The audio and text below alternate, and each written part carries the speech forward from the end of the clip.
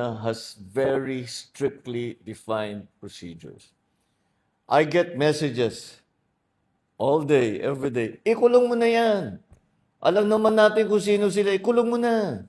Kunin mo lahat ng pera nila. Pagbenta mo na yung mga bahay nila, ibalik sa ano.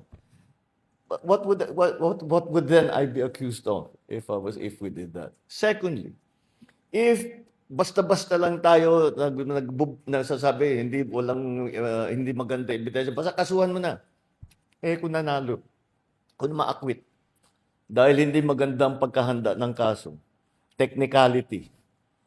Nagka-technicality. Can you imagine these people who have stolen billions from the government and from the people, nakawala dahil hindi maganda ang pagka-handle ng ebidensya?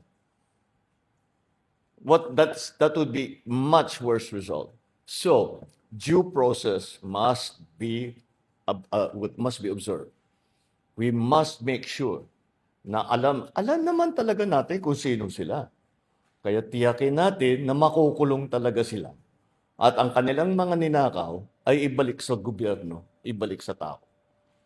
But yung nagmamadali, yung hindi maaari yan. Hindi, delikado tayo. Kaya natin sabihin ko sa pulis, dakipin nyo na yan.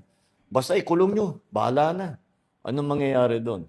Sira yung kaso natin, and you cannot charge them again. There is that principle of double jeopardy in the law.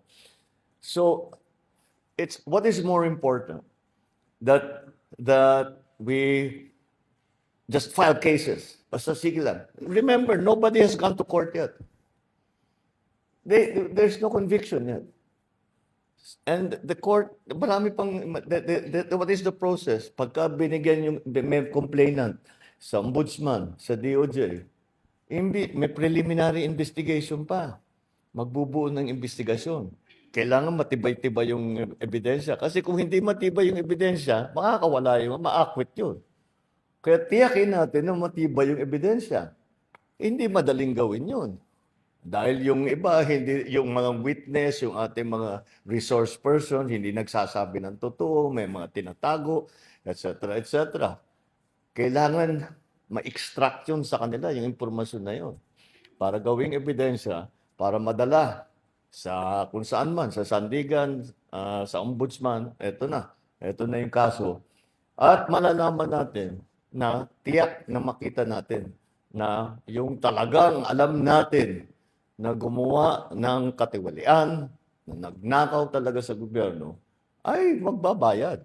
And magbabayad they will pay for it with their liberty, and they will pay for it with treasure that they have taken away from government. I think it's more important that we get one chance at this. Isa lang ang chance natin.